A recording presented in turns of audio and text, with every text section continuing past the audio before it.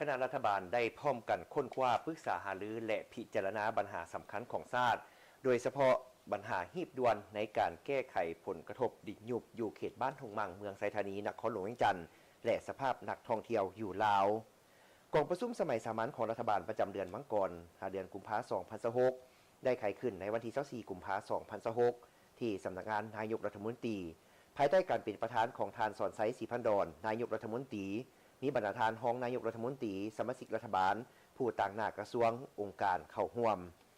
กองประชุมครั้งนี้แม้นได้พร้อมกันค้นคว้าปรึกษาหารือและพิจารณาต่อปัญหาสำคัญเป็นต้นเรียกงานจุดสุ่มหีบด่วนคือ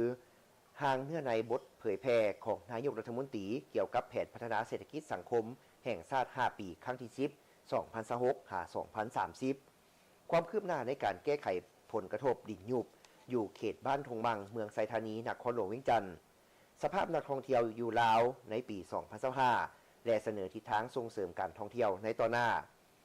หารือการรับรองและประกาศใช้นโยบายและการนำใช้รถไฟฟ้าอยู่สปป.ลาวและเสนอนโยบายในต่อหน้าพิจารณาเนื้อในของยุทธศาสตร์การพัฒนาเศรษฐกิจสังคม10ปี2026-2035และวิสัยทัศน์ฮอดปี 2055ของสาธารณรัฐประชาธิปไตยประชาชนลาวห้างดำรัสว่าด้วยการขนส่งสินค้าอันตรายทางบกและทางรถไฟห้างดำรัสว่าด้วยองค์การจัดตั้งสากลที่บ่สังกัดรัฐบาลนอกจากบรรดาหัวข้อดังกล่าวแล้วกองประชุมยังได้แจกจ่าย5เอกสารเพื่อให้สมาชิกรัฐบาลนำไปค้นคว้าและประกอบคำเห็นเป็นลายลักษณ์อักษรแล้วส่งให้ห้องว่าการสำนักงานนายกรัฐมนตรีประกอบมีบทสรุปเรียกงานพ้นเด่นประจำเดือนมังกรเดือนกุมภาและทิศทางแผนการประจำเดือนมีนา2026ของรัฐบาลห้างมติว่าด้วยการรับรองแผนการก่อสร้างและปรับปรุงเส้นทางในปี2026ห้างมติว่าด้วยการรับรองแผนปฏิบัติตัวจริงในการหันการเก็บรายรับเป็นทันสมัยในระยะ5ปี2026-2030ห้างข้อตกลงว่าด้วยการรับรองเอาแผนหัวข้อเอกสารที่จะนำเข้าพิจารณาในกองประชุมรัฐบาลปี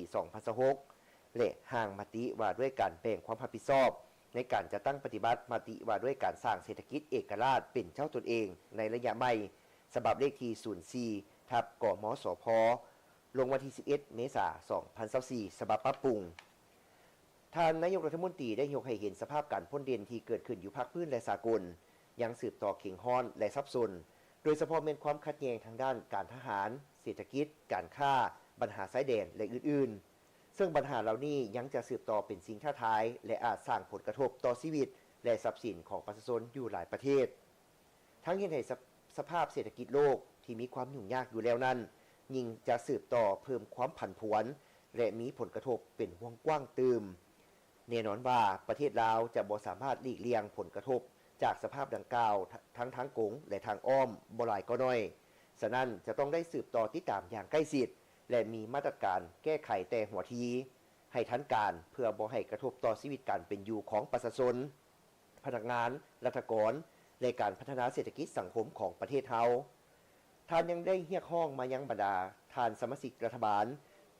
จงได้พร้อมกันเอาใจใส่ค้นคว้าและประกอบคำเห็นให้ลึกซึ้งแทบกับสภาพความเป็นจริงแต่ต่อแต่ละปัญหาด้วยการเสนอทัศนะอย่างกงไปกงมากระทัดรัดและมีจุดสูงเพื่อที่ให้การพัฒนาเศรษฐกิจสังคมของประเทศมีท่าก้าวขยายตัวดีขึ้น